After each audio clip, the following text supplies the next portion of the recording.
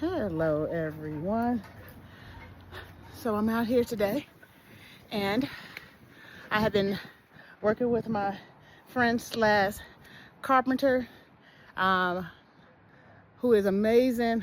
I told you guys in a couple videos, several videos, that most of the work you see out here was done by him, including building the greenhouse, the coop that's to come, the newer greenhouses to come, the fence that we just talked about, and the pond, just a bunch of things that he's been a part of, and he's amazing. And if you're in the Chicagoland area, like I said once before, hit me up so you can get his contact information. But he had a great idea for my greenhouse, so let me turn this around so you can see what he's done with the greenhouse. Amazing.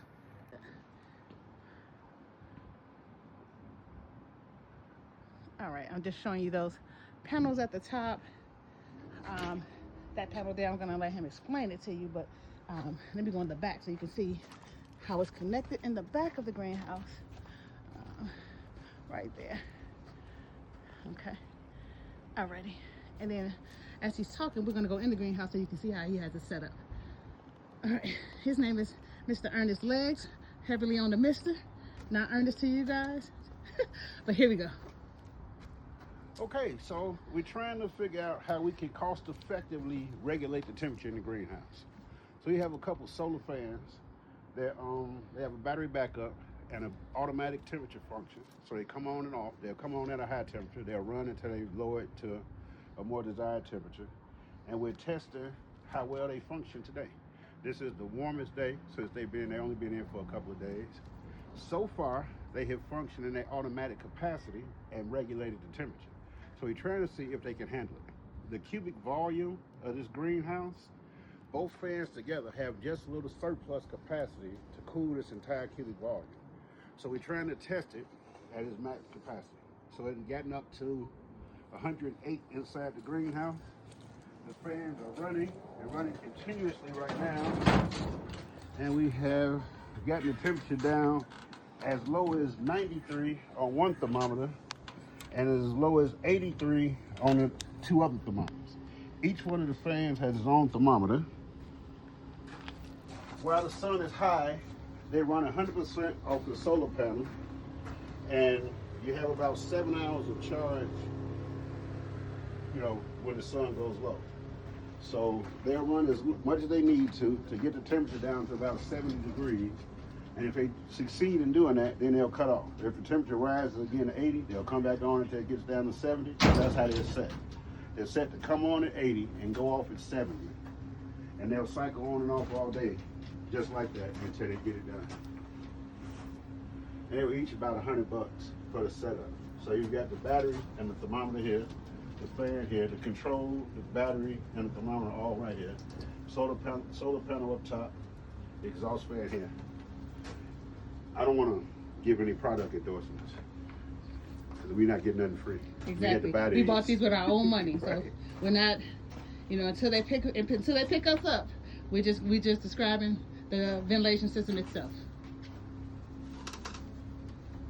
So, and also I'm gonna come in here and kind of just, I'm cleaning out the greenhouse because he's also gonna try to level it for me. Level it for me, and so I am going to come in here and everything you see in here is going to be taken out and just kind of rearrange because he wants to, make this a little bit more functional. We're going to add some pavers to help create a thermal mass so we can keep it at a warmer temperature in the winter and a cooler temperature in the summer. And we can prevent pests from trying to get in under the edges because the ground is not perfectly level here. So in some places the greenhouse frame at the bottom is touching the ground, some places slightly above. So we're just going to do what we can to make it more functional and more user-friendly. So that's the objective. And every plant you see in here has been in here throughout the entire winter. I'm just in the process of cleaning out things that we've already harvested from, as you can see, and just things that are still here. Everything has been, like I said, has been here since the winter, but some things are coming back to life. This rhubarb here then came back. Got some lavender over there that's coming back. This survived the winter amazingly. That strawberry spinach survived amazingly.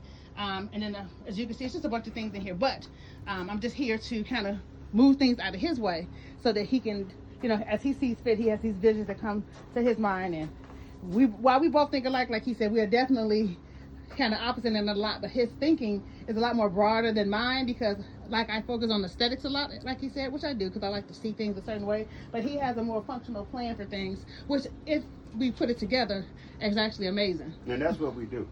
I'll come up with an idea, and she'll mention her aesthetic requirement, and then we find out how to make that aesthetic requirement as practical as possible.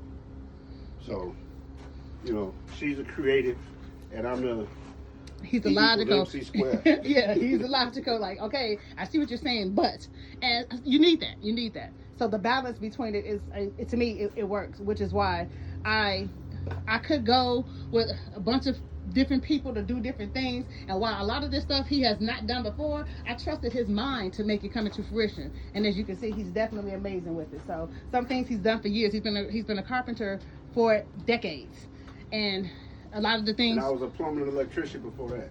Yes. I worked for a company as a plumber and electrician, and I went back to school for carpentry. So I can bring the discipline of all the various building trades into whatever your creative vision is, and that's what we do. Yeah, so I trust him wholeheartedly. It's some things that I just can't see, and he just like, just trust me on this, and I do. And I give him free reign for design for a lot of the things. I just tell him, hey, you know, the coop that's coming up, I say, look, do you. I trust everything that he does. Now some things, look, my ladybugs are still in here that we put through here. They're still in here, guys. Yeah. You got a ladybug colony now. Yeah, they're flourishing in here. If you didn't see that video, go back and check it out. But yeah, I trust him. I trust him. He's amazing. Like I said, I can talk about him all day because I'm telling you, he has me think outside the box a lot of the times. And I am an eighth of this whole project, because he does have a lot more practical sense to things than I do, and this is working out. I've been gardening for years, but just trying to build the permaculture that I'm trying to build, and to just kind of get this on the scale of being self-sufficient. You know, he has a homestead in mind. I'm learning it. So that's what works. So I just wanted to bring you in a little bit of this. He does have a couple other projects that we will I'll show you guys later on. Right now he built those hoop houses for me, these right here. And so this right here, I don't know if I remember you guys, I don't know if I told you about that, but he did this hoop house. And so he has this was just, again, just an idea. I just told him, hey, I want to cover my plants, and I let him do whatever he want to do. As you can see, I told him I wanted the greenhouse. It gets too hot. Well, he said, well, this is what we need to do. And I just let him. You just tell me what it is, we make it happen. So Ernest Leggs, Mr. Ernest Leggs, feel free to reach out if you're in the Chicagoland area, southern part of Chicago, east side of Chicago, you know, a little bit of the west. But no, I'm kidding. He travels everywhere, but this is what he does. So I do definitely want to thank you guys for tuning in, and feel free to leave some feedback, some information that you need him to answer, because he can definitely give you his insight. With that being said, happy growing, everyone.